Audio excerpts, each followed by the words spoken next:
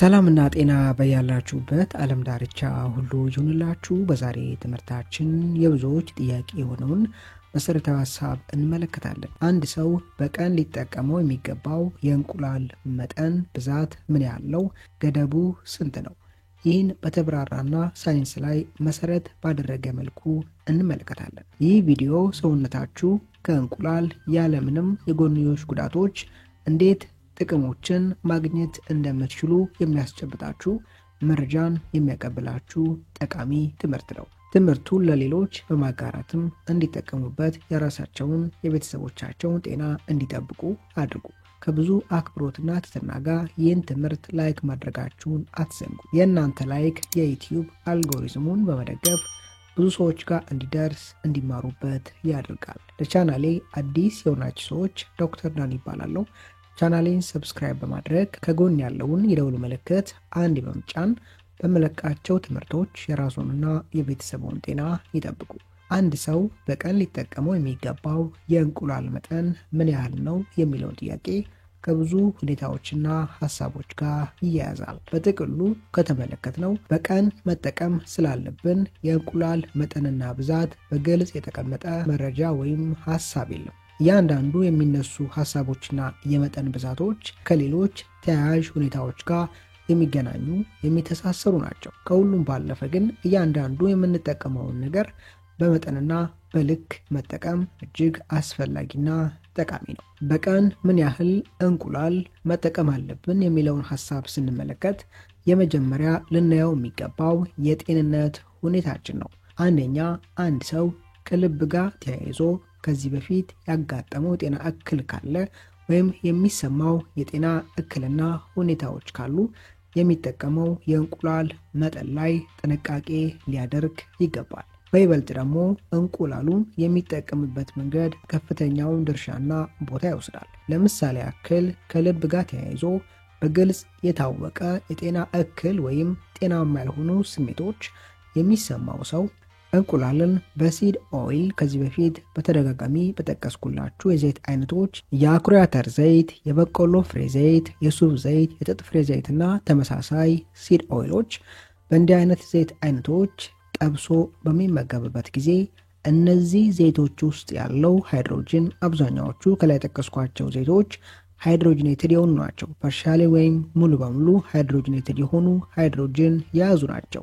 ምናልባት ግን አንዳንድ ሲድ ኦይሎች ከጀርባቸው ስትመለከቱ ሃይድሮጅንን ያላዙ ከሃይድሮጅን የነጹ ሊሆኑ ይችላሉ።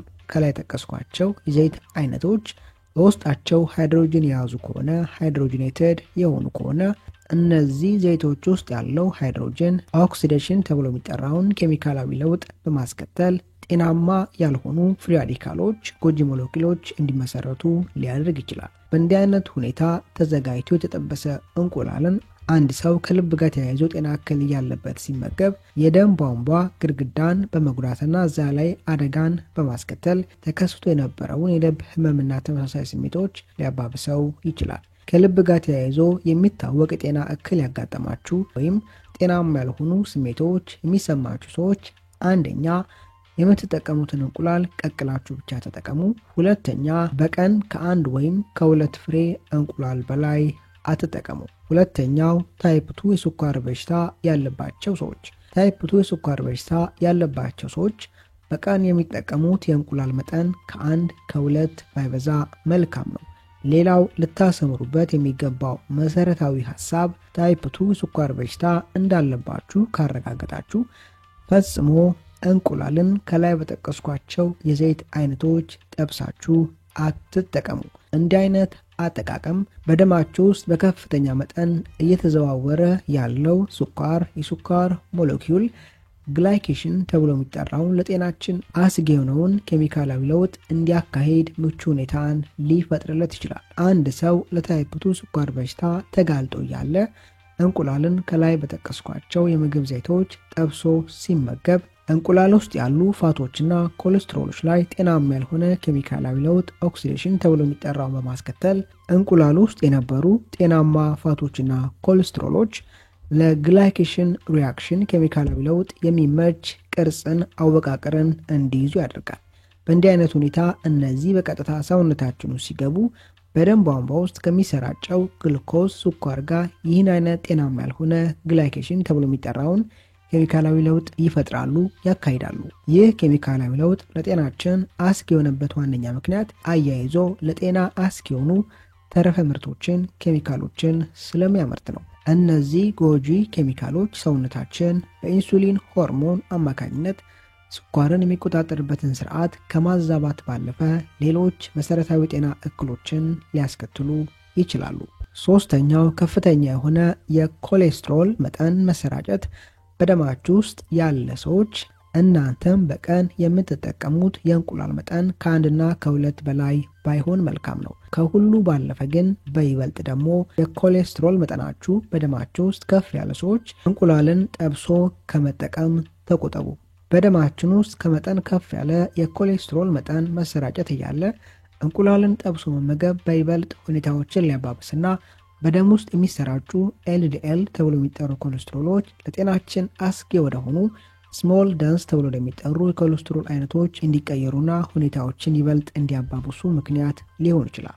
አራተኛ ኩላሊታችሁ ላይ የተለያዩ ጤና እክሎች ያጋጠማችሁ ሰዎች በቀን የምትጠቀሙት የእንቁላል መጠን ከአንድ ወይም ከሁለት በላይ ባይሆን መልካም ነው።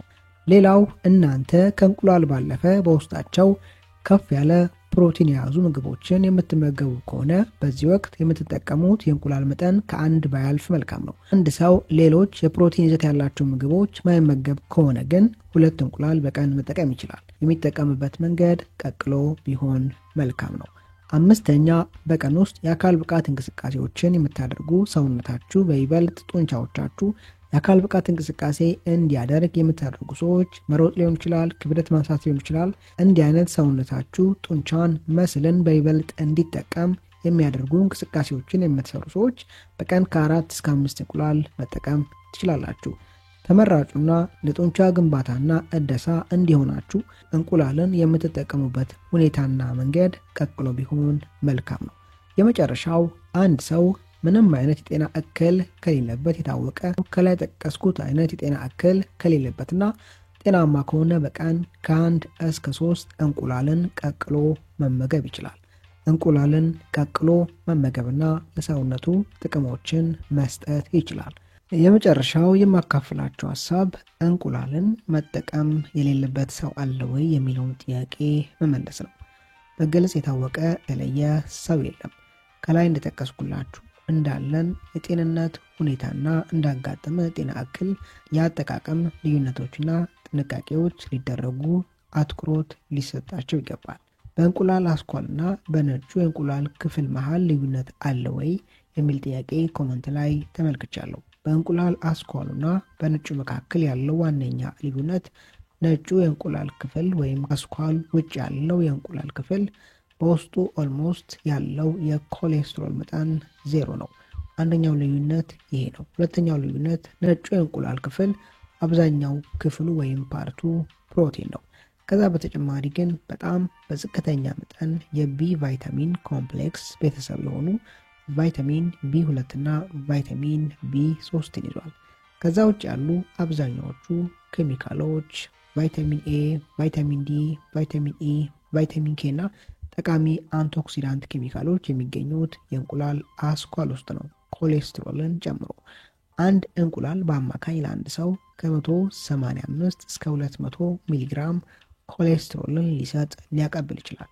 እነዚህ ኮሌስትሮሎች በራሳቸው ለጤናችን ጎጂ ወይም ጤናችን ላይ እክልን የሚያስከትሉ አይደሉም፣ የአጠቃቀም ሁኔታዎች ናቸው እነዚህን ኮሌስትሮሎች ለጤናችን አስጊ የሚያደርጉት። ዛሬ ትምህርታችን ጠቃሚ ሐሳቦችን፣ ምክሮችን እንዳገኛችሁበት ተስፋ አድርጋለሁ።